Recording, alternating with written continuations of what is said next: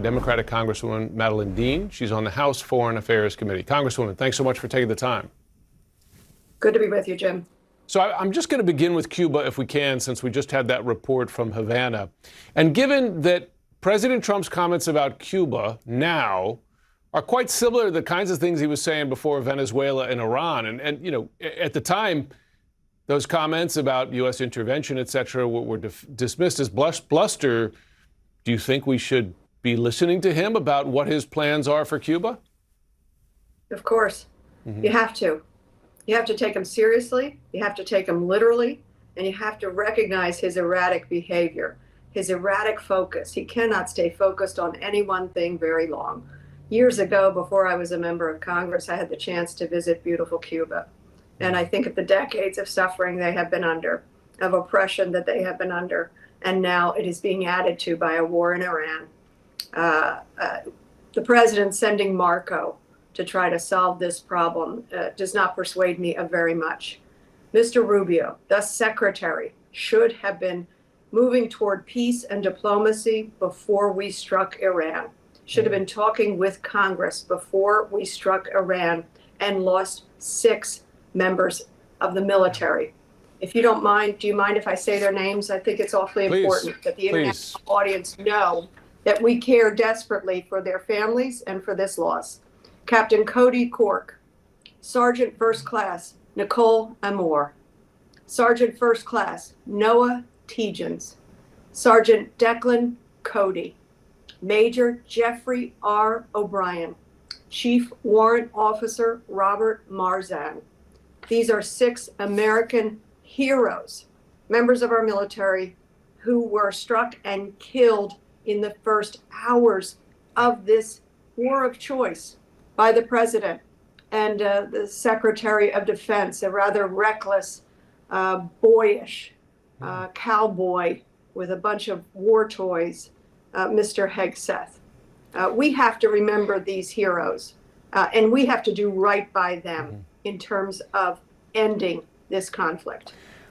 I imagine that folks watching this around the world, but even in this country, as they see a president who plucked the leader of Venezuela out of his bedroom, right, took him to New York by helicopter, who has now launched this war in Iran, making threats to Greenland, threats to Cuba, et cetera. They might ask, what are the current checks on the president's power? And given that Congress, they took a swing, right, at restricting his war powers with Iran and failed, are there any checks on his power to wield force abroad? Let me go back with what you just said about Venezuela. The president went there without authorization from Congress and with a false pretense. Remember, this was all about fentanyl and drug trafficking. Of course, it was not at all. It was about oil and seizing control of oil, as he seized Mr. Maduro. In terms of Iran, they gave us absolutely no basis. And then once they were there, they gave us 6 or 7 different conflicting bases. What check does Congress have?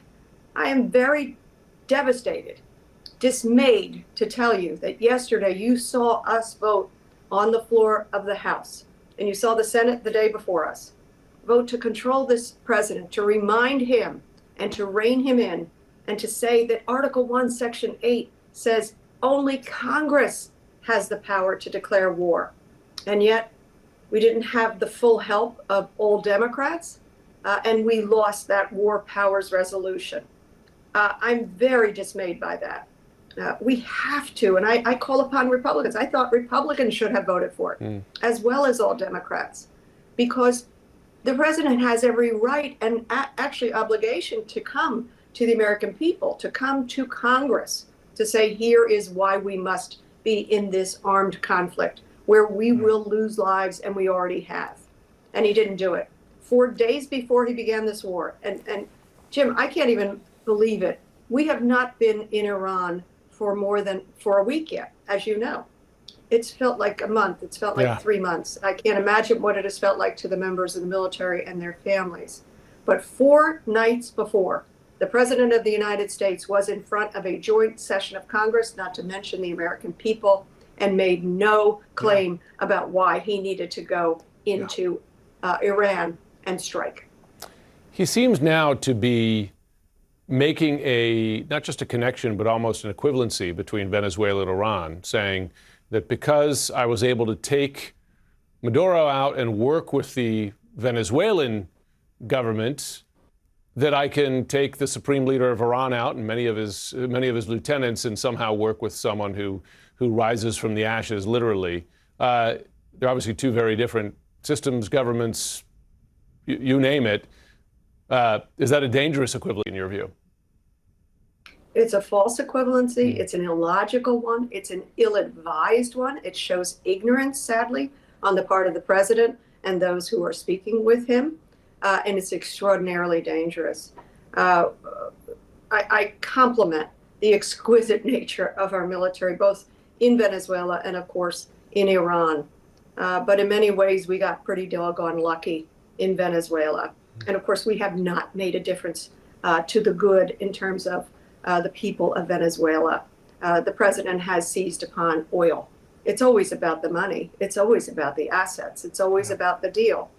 And when you talk about Iran, your reporting and CNN's reporting has been about the broad nature of this spider of a conflict, and what a conflagration it can be.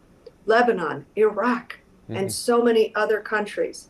You know, we had a joint classified briefing this week, and my question to the Secretary Rubio, and also General Kane, but they wouldn't allow General Kane to speak with me.